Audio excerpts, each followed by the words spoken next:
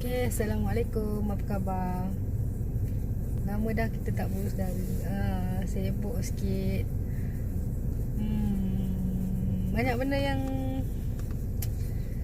nak pick up, banyak benda yang nak kena buat. Assignment pun banyak yang tak siap lagi. Penat lah sebenarnya. Lepas tu hari ni dah ada uruskan kursus dekat IPB.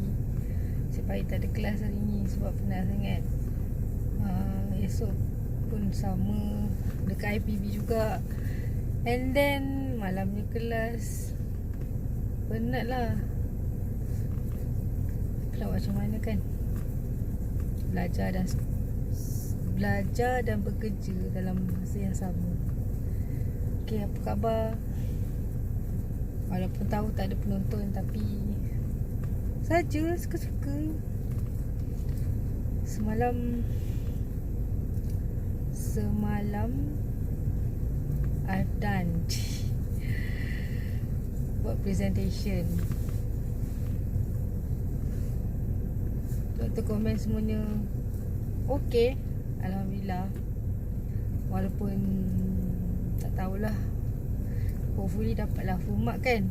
Nah, itu perangan je. Tapi rasanya mungkin tak full kot. Paling tidak pun 14 lah. 14 per 15 kan. Kesian dah usaha. Test 1 dapat 10.5 per 15 pun okey lah.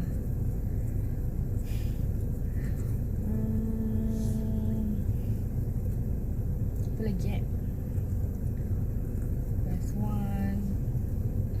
Test 1 hari tu ada cakap kan, hari tu ada test information system. Dapat 9 markah 9. Quite okay per 15.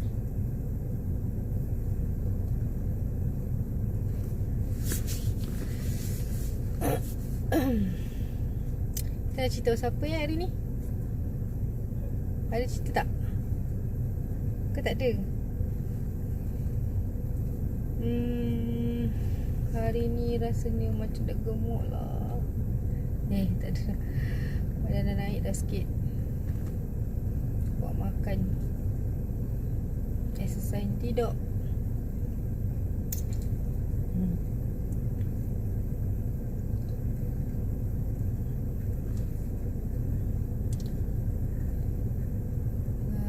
Kita nak cerita pasal apa?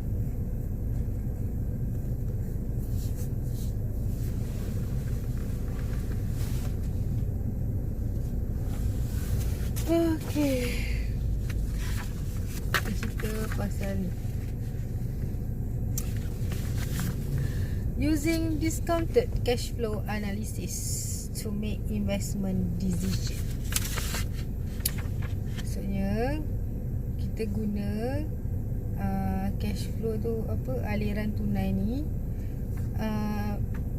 untuk buat keputusan sama ada kita nak invest ataupun tidak dalam projek tersebut. Pertama ni kita perlu identify cash flow. Kena pasti aliran tunai, diskaun aliran tunai, bukan profit.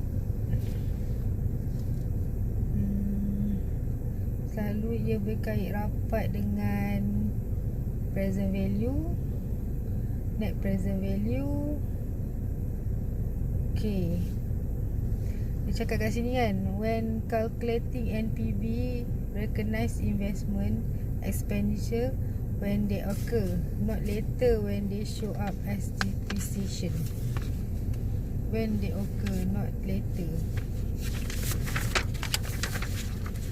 Projects are financially attractive because of the cash they generate, either for distribution to shareholders or for reinvestment in the firm. Therefore, the focus of capital budgeting must be on cash flow, not profit. So, dalam soalan aku buat tadi, aku letak profit, sales tu profit kan. So, macam mana nak tukar yang tu kepada cash flow? Jadi aku kena buat PV present value per 1 tambah tax kuasa N kan.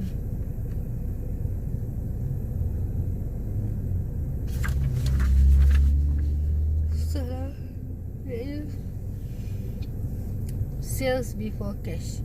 Your firm's Ace Computer salesman closed 500,000 sales on December 15, just in time to count it toward his annual bonus. How did he do it? Okay, dia cakap kat sini apa? Dia punya syarikat komputer salesman close 500,000 sale 500,000 dekat pada December. How did he do it? Well, for one thing, he gave the customer 180 days to pay. The income statement will recognize the sale in December, even though cash will not arrive until June. The accountant takes care of this timing difference by adding 500,000 to account receivable in December and then reducing account receivable when the money arrives in June. The total of account receivable just the sum of all cash due from customer. You can think of the increase in account receivable as an investment. It's effectively at 180 days loan to the customer and therefore a cash flow outflow. The cash outflow. That investment is recover when the customer pays. Thus, financial analysis often find it convenient to calculate cash flow as follows.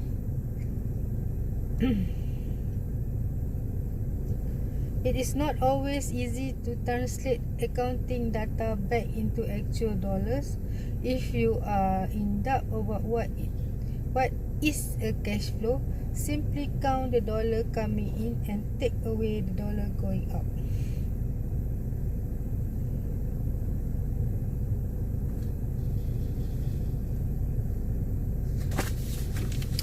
Ngantuk lah. Yang ni je, subjek ni je belum test lagi. Okay. Yang tadi tu pasal cash flow, pasal discounted cash flow. Discounted cash flow.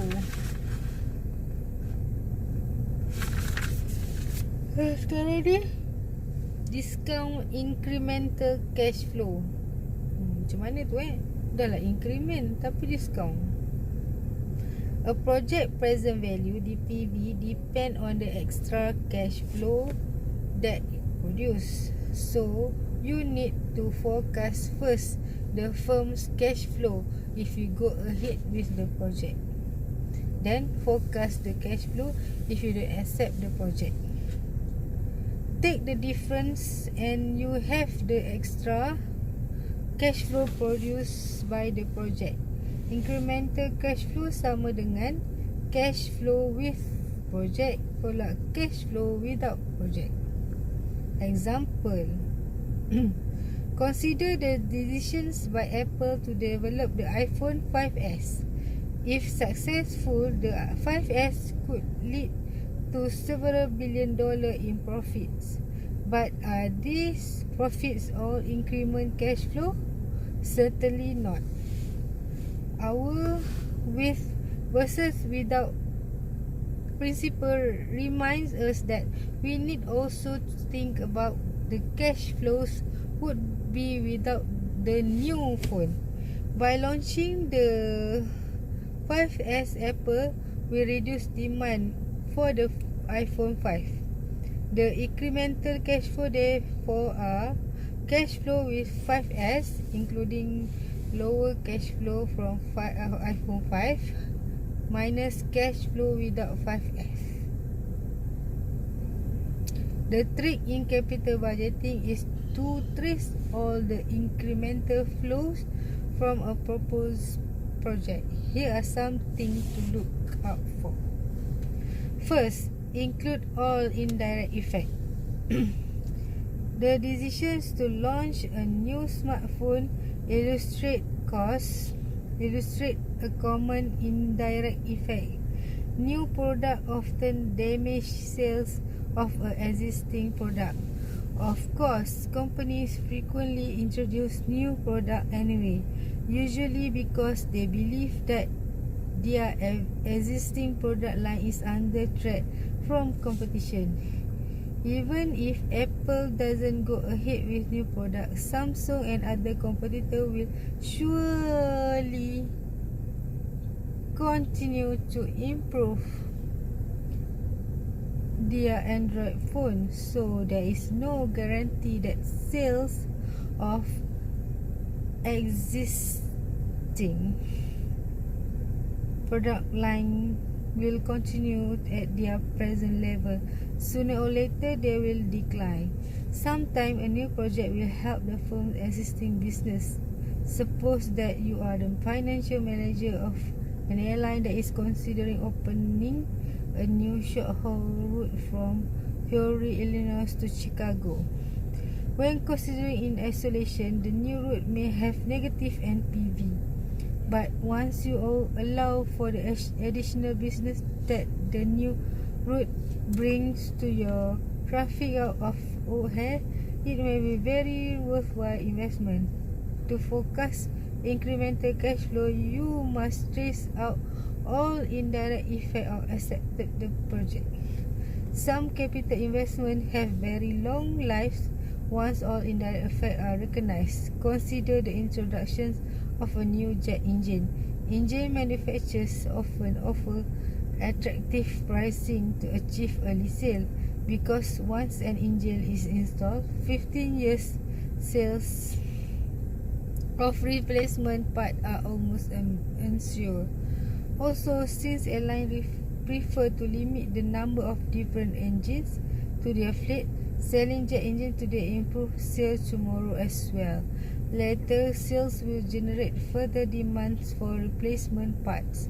Thus, the string and incremental effect from the first sales of new model engines can run for 20 years or more.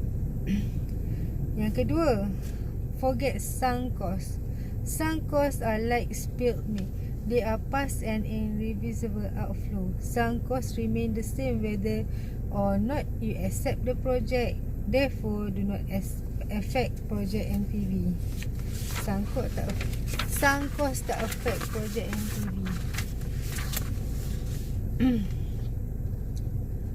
Yang ketiga, include opportunity cost. Resources are almost never free, even when no cash changes hand. Bosan lah baca. Kau tak rasa bosan ke?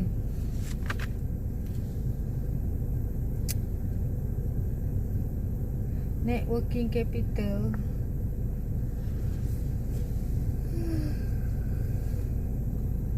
is the difference between a company's short-term asset and its liability. The principal short-term asset that you need to consider are account receivable and inventory of raw material and finished goods, and the peripheral short-term liabilities are account payables, accruals, or wages or taxes that have been incurred but have not yet paid. Investment in working capital, just like investment in plant and equipment, result in cash outflow. Here are most common mistakes. Forgetting about working capital entirely. We hope that you need fall into the trap. Forgetting that working capital may change during the life of the project. Imagine you sell 100 50,000 of goods per year and customer pay on average 6 months late. You will therefore have 50,000 unpaid bill. Now you increase price by 10%, so revenue increase in 110. If customer continue to pay 6 months late unpaid bill, increase of 55,000, and therefore you need to make an additional investment in your working capital of 5,000. Forgetting that working capital is recovered at the end of the project. When the project comes to the end, inventory are run down. Any unpaid bill you are paid off, and you are recover your investment in working capital. This generates an cash inflow. Remember terminal cash flow. The end of the project almost always bring additional cash flow. For example, you might be able to sell some of the plant equipment or real estate that was dedicated to it. Also, as we just mentioned, you may recover some of the investments in working capital as you sell all inventories of finished goods and collect an outstanding account receivable. Often there are expenses to shutting down a project. For example, the decommissioning cost of nuclear. Beware of allocated overhead costs. We have already mentioned that the accountant's objective is gathering data is not always the same as the project analyst. A case in point is the allocations of overhead costs such as rent, heat or electricity. The overload costs may not related to particular project, but they must be paid. Charges for overhead is usually made. A project may generate extra overhead costs, but it may not. We should be continuous about assuming that the accountant's allocations of overhead costs represent the increment cash flow that would be incurred by the accepting the project. Penat kau?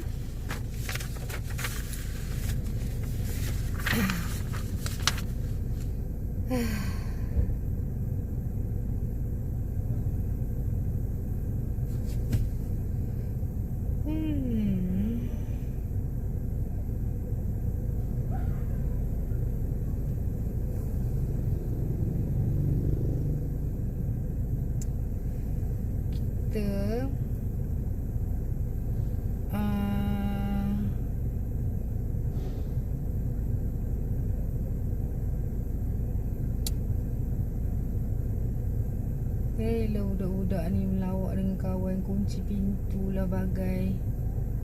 Benda lah budak-budak muda sekarang. Tadi pun nak beleti juga masa kelas. Dia orang tak ada hormat lah dengan lecturer. Datang lewat satu hal. Masa penceramah bagi ceramah keluar, duduk luar isap rokok satu hal. Benda lah dia orang budak-budak sekarang.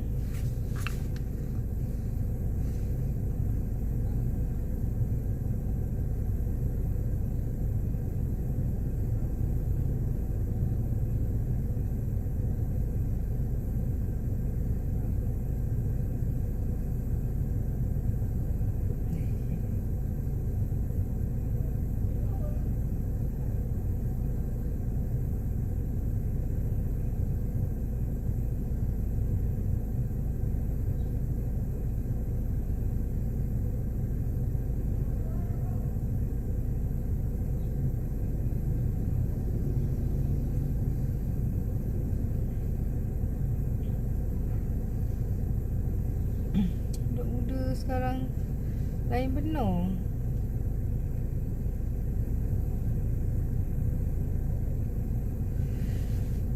Ngantuk lah.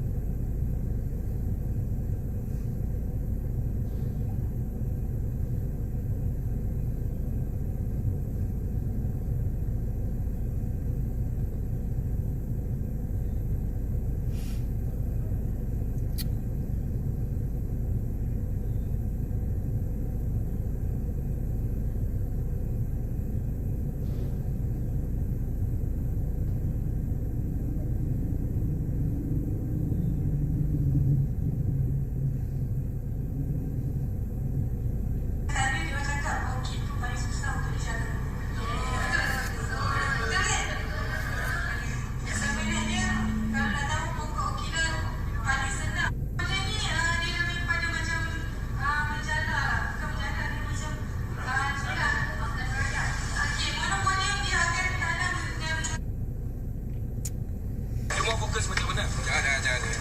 Dia mau fokus macam mana? Tak happy mah, senang sekali lagi. Saya tahu tak happy. You janji you mau release saya pukul apa? Ni sudah pukul apa? Okay, sorry. Hairul selalu boleh membuat sekali lagi. No, Hairul besok tak kerja. Besok dia nak shoot cerita ni. Banyak lagi movie yang nak buat. Berapa lagi? Come on lah. Fokus. Berapa kali mau fokus?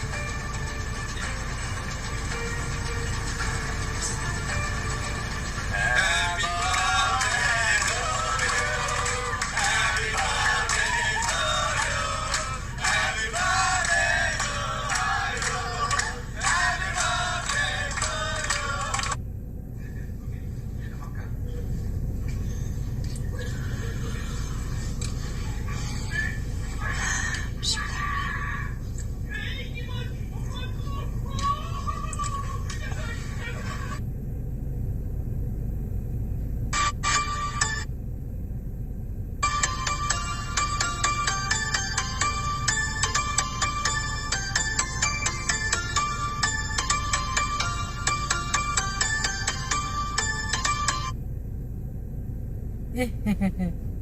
Apa pula korang ada kat sini? Saya ada program Pinpoint dekat bagus buat resource lain.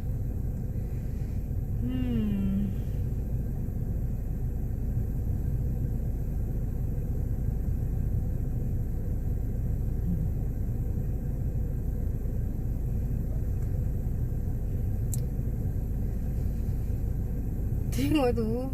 Tak habis-habis lagi tu. Nak tengok tak? Boleh ni tak? Boleh pusing tak? Tak boleh pusing lah. Kau tak boleh tengok. Kan? Terkunci lah. Budak-budak ni main. Tu dah buka dah. Gitu.